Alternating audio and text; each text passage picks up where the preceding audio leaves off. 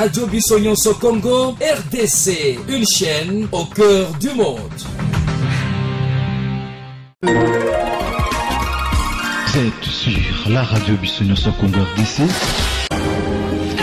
Oui, tapez www.radiocongonews.com, accédez dans notre site et avoir toutes nos informations.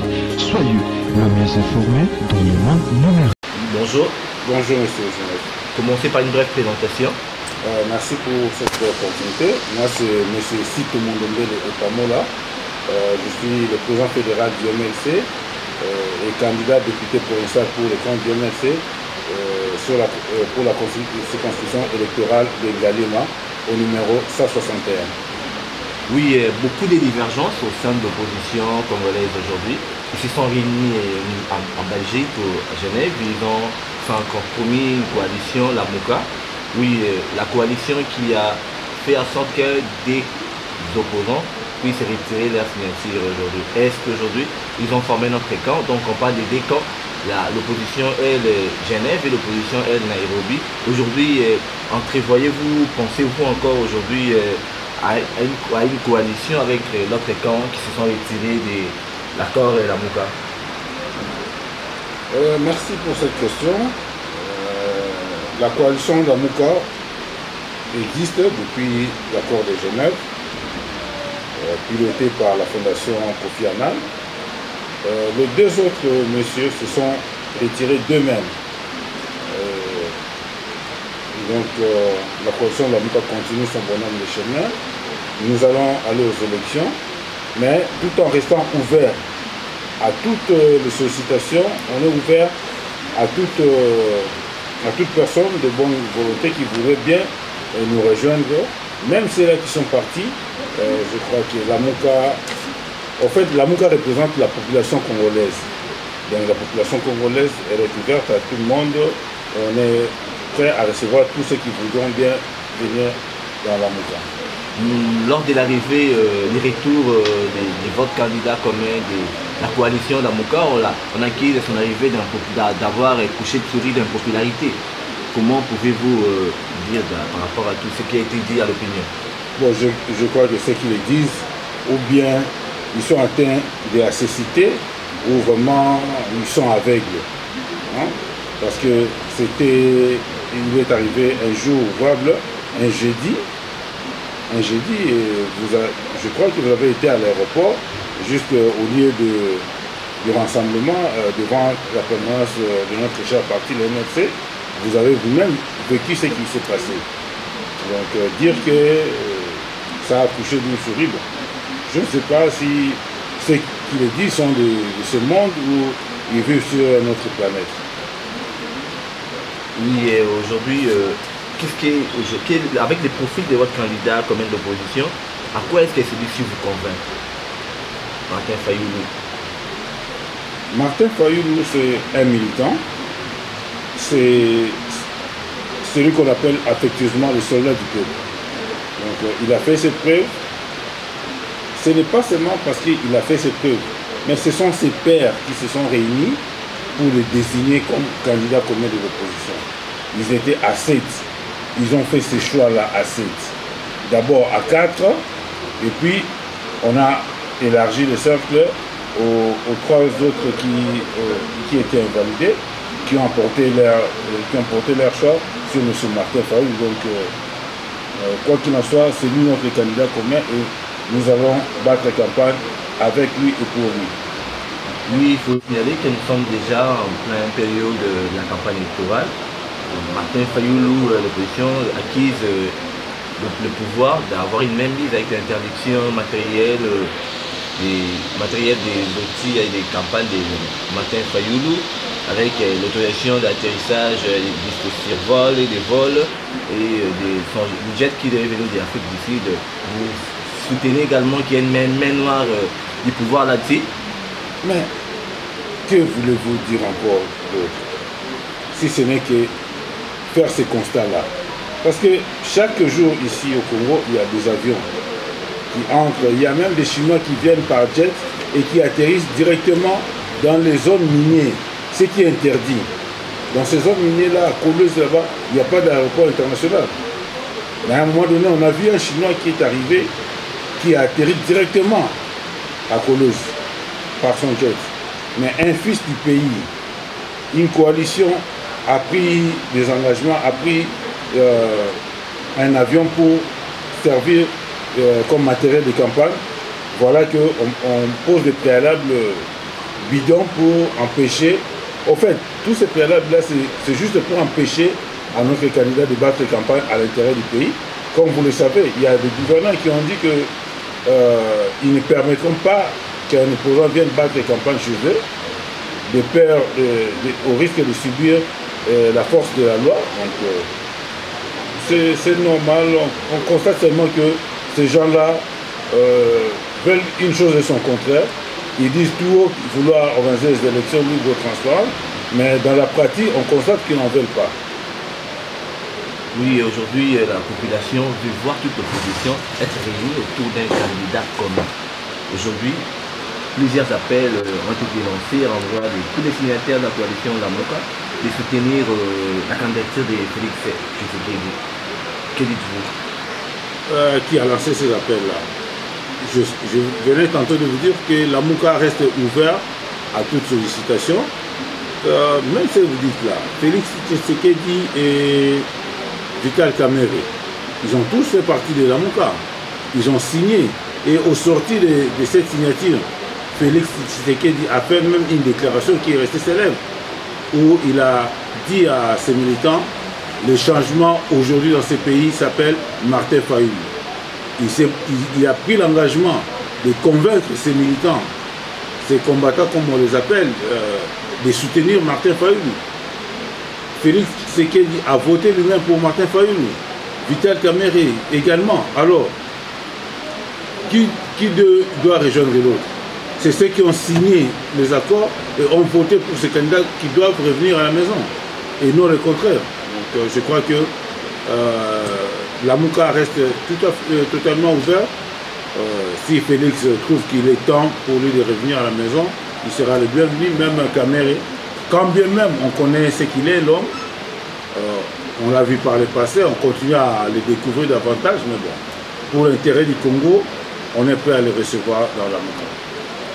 Oui, Jean-Pierre Bemba, Moïse Katumbi appellent à voter pour Martin Fayulu, mais sans machine à tricher ni fichier corrompu. Pourquoi cette divergence avec la CENI? Mais c'est ça la constance des hommes responsables. Vous vous souvenez, depuis le début de ce processus, on a cessé de dire non à cette machine à voter. Jean-Pierre Bemba, en étant en prison, il a demandé à la CENI de ne pas utiliser cette machine, puisqu'elle n'est pas prévue par la loi électorale, moins encore par les calendriers publiés par la CENI. Moïse Katumbi l'a également fait. Ils sont demeurés constants dans leur démarche, donc je ne vois pas quelque chose de nouveau. Ils ont prouvé à suffisance qu'il y avait un fichier corrompu et qu'on ne devait pas aller aux élections avec ces fichiers corrompus. Donc, ils sont demeurés constants dans leurs engagements et soutenir Fayulu, c'est rien de plus normal que cela, puisqu'ils sont eux-mêmes parmi les géniteurs de l'accord de Genève qui a porté la coalition de Lamoka sur les fonds baptismaux, donc ils ne peuvent que soutenir Fayulu. Oui, mais dites-nous, quel est le scénario que vous réservez à la population avec le régime de la machine à voter? Cela va profiter à qui exactement? À Joseph Kabila, à qui on ne comprend rien jusque-là? Cela doit profiter à la population congolaise.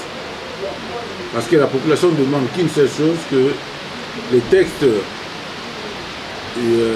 légaux soient respectés. La Constitution et les lois de la République doivent être respectées. Les autres le disent, je ne sais pas pourquoi, ou ils le disent sans le savoir, qu'il a dit, il a fait. Mais cette loi-là, qu'il a promulguée, la loi électorale qu'il a promulguée, et aujourd'hui, Nanga doit se permettre de narguer toute la population en bafouant cette loi sous la barbe de celui-là même qu'il a promulguée. C'est pas normal. Il est temps qu'il s'élève pour dire non à cette supercherie de Nanga. Parce que cette loi-là, c'est lui qui l'a promulguée. Le Parlement l'a voté et lui l'a promulguée. Du coup, ça devient aussi son œuvre. Et un individu, futur président d'une institution d'appui à la démocratie, ne peut pas se permettre de narguer toute la population au travers de ses représentants qui ont passé des nuits entières pour travailler sur cette loi et le chef de l'État qui l'a promulguée. Donc il est temps qu'on arrête un peu et qu'on revienne sur des choses sérieuses. Imaginons, nous, qu'il n'y a pas organisation des élections, que vous boycottez les élections du 23 décembre, parce qu'on part avec la machine à voter. Prévoyez-vous également une transition? Qui va gérer cette transition? Comment ça va se passer de choses exactement? Et parce que avec vous rejetez la machine à voter, que vous qualifiez de machine à tricher, tout ça là, donc ça devient un peu compliqué tout ça là. Pas un seul instant, la coalition Lamuka ne pense au boycott des élections, je vous le dis. Pas un seul instant, ça ne nous passe même pas par la tête. Et moins encore à une transition quelconque. Donc nous sommes prêts à aller aux élections à la date du 23, comme convenu dans les accords de la CENCO. Donc on ne pense même pas au boycott, parce que si on devait penser, on pensait déjà au boycott, on n'aurait pas dépensé autant d'argent pour le dépôt de nos candidatures, parce que déjà le MLC à lui seul il a déposé candidature sur toute l'étendue de la République, pour toutes les circonscriptions électorales pratiquement. Sur les 500 sièges de députés nationaux, le MLC a déposé 492,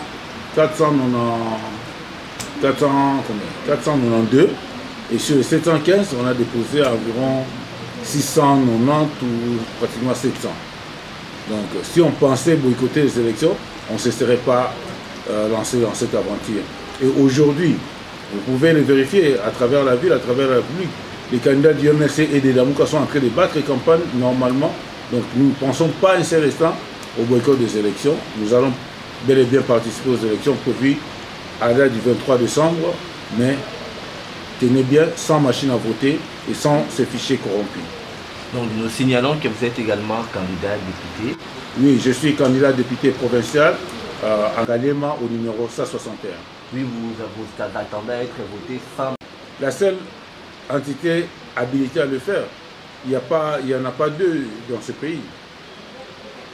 Oui, ça devient de plus en plus compliqué. Ce n'est pas compliqué, ce n'est pas compliqué. La CENI s'est dit sans machine à voter, pas d'organisation d'élection. C'est ce que la loi nous dit.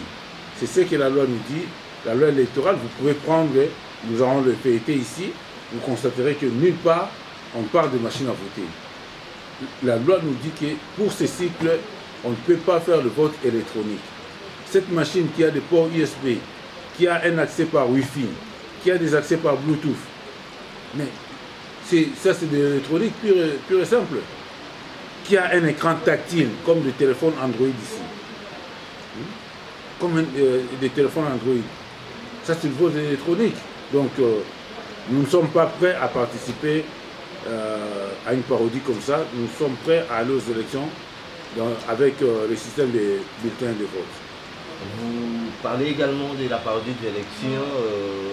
Aujourd'hui, vous ne craignez pas une bataille vraiment assez sauvage avec la CENI, élection sans machine à voter, avec machine à voter. Donc, on ne sait plus à quel sein se retrouver également. Quel serait le sort de la vie politique congolaise après toutes ces divergences? Non, non. La CENI n'a qu'à bien faire son travail. La CENI doit tout simplement respecter ce que dit la loi. Il y a une dernière question. Aujourd'hui, vous êtes candidat député provincial au numéro 161 sur la liste MLC dans la commune d'Ngalema. Quelle est la touche particulière que vous allez apporter à votre district? Ce que nous comptons apporter, c'est essentiellement au niveau du contrôle parlementaire.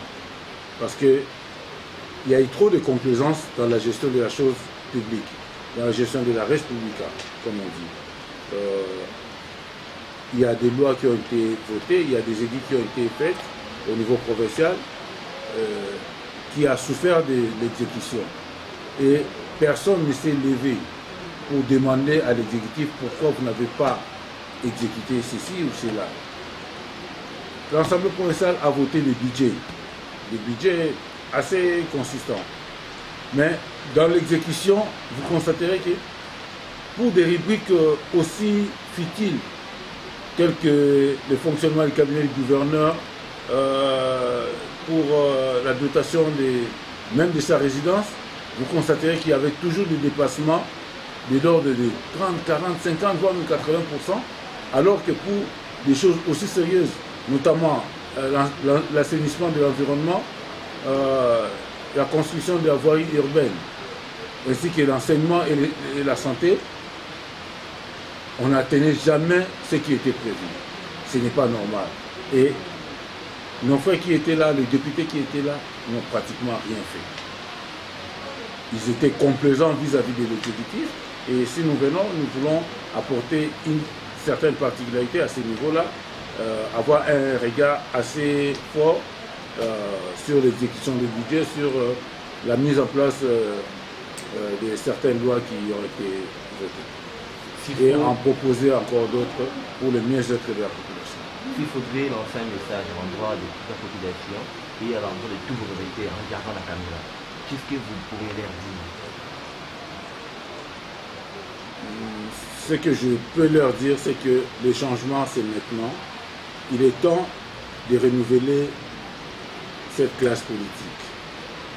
C'est encore possible de rebâtir ces pays. C'est encore possible de rebâtir Ngaliema sur ces cendres où ce pouvoir nous a conduits durant 17 années. C'est encore possible de faire mieux pour notre commune de Ngaliema. Et pour le faire, il faut de nouvelles valeurs, il faut de nouvelles têtes. C'est pourquoi nous demandons votre soutien. Votez massivement pour votre fils, pour votre frère, pour votre enfant. Si tout le monde est pas moi là au numéro 161 sur la liste MRC en Ngaliema. Merci beaucoup. Merci beaucoup, M. Cito. C'est un réel plaisir de vous avoir ici. Merci également. Radio Bissonyonso Congo, RDC, une chaîne au cœur du monde. Vous êtes sur la radio Bissonyonso Congo RDC. Oui, tapez www.radio-congo-news.com, accédez dans notre site et avoir toutes nos informations. Soyez le mieux informé dans le monde numérique.